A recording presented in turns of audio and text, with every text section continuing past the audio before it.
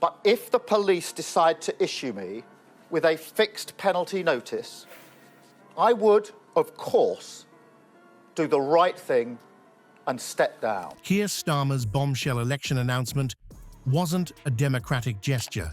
It was a desperate final roll of the dice. Internal Labour polling shows catastrophic numbers that haven't been leaked to the public.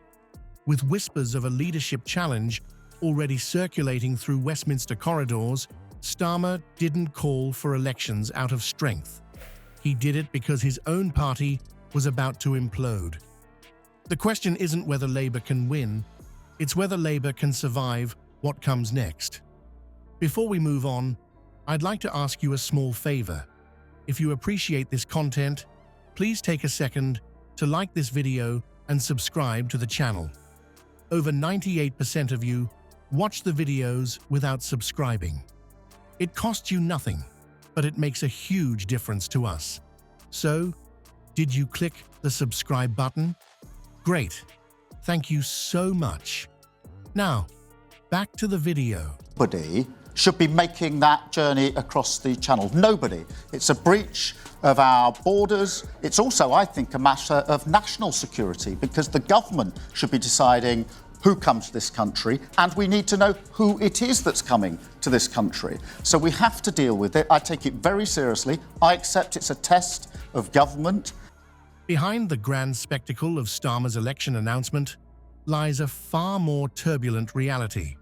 While the Labour leader presented his decision as a noble call for democratic renewal, whispers from within the party tell a different story. One of panic, division, and a desperate scramble for political survival.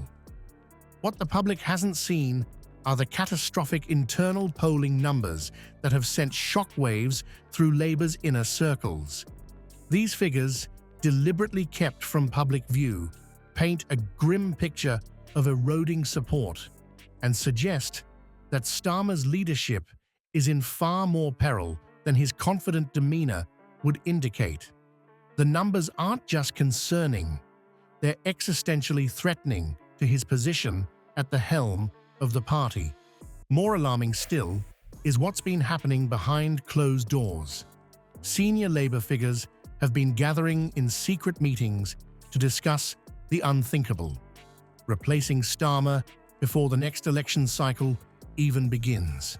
These clandestine conversations represent a stunning vote of no confidence in his leadership abilities and suggest that powerful forces within Labour have already determined he's not the right person to lead them into battle against the Conservatives.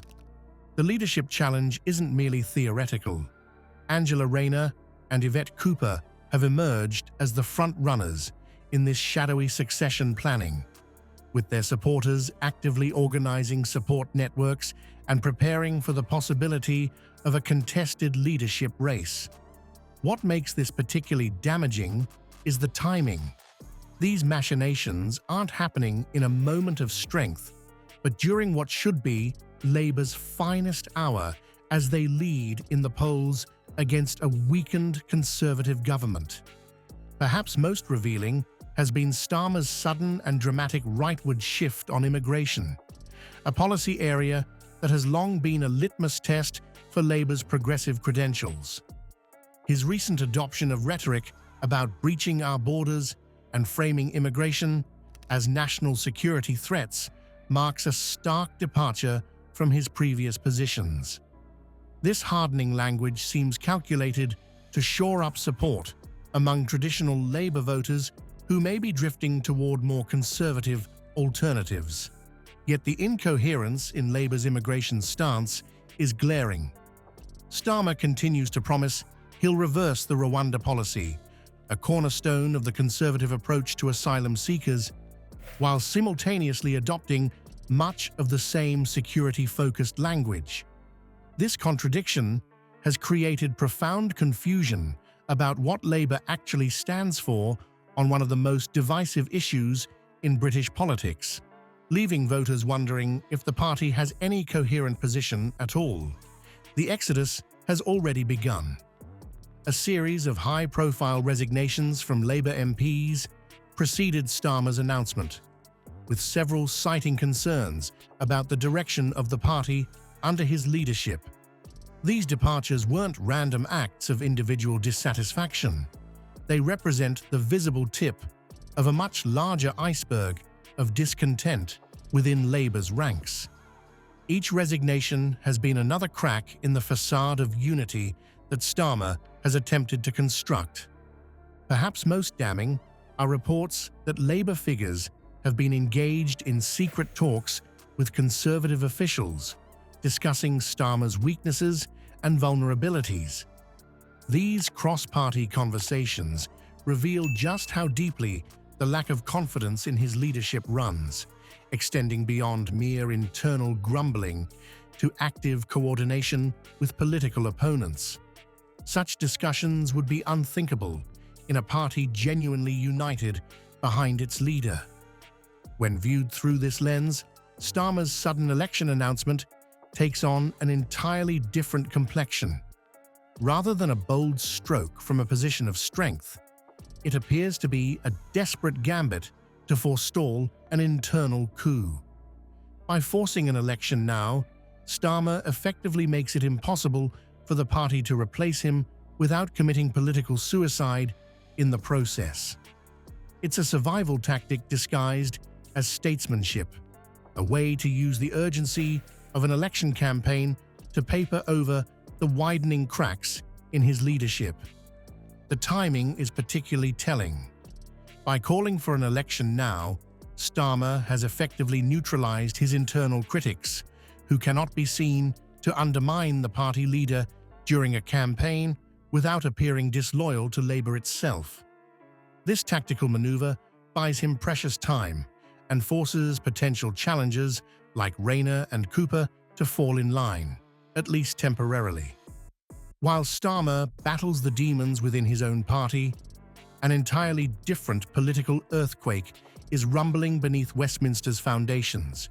Reform UK's remarkable performance, securing 4 seats, including Nigel Farage's victory in Clacton, signals something far more profound than a mere protest vote. This isn't just about Labour's internal civil war. It's about the potential collapse of Britain's traditional political structure. The latest polling confirms what political insiders fear most. Reform UK's growing support represents an existential threat to the established order. As voters increasingly abandon the conventional left-right paradigm, both Labour and Conservative strategists find themselves fighting yesterday's battles with outdated weapons. The real crisis facing Britain isn't which establishment party holds power, but whether the two-party system itself can survive this fundamental realignment. While Starmer scrambles to hold his fractious coalition together, he may be missing the bigger picture. The ground beneath all their feet is shifting, potentially ushering in a new era of British political life that none of the traditional parties are prepared for.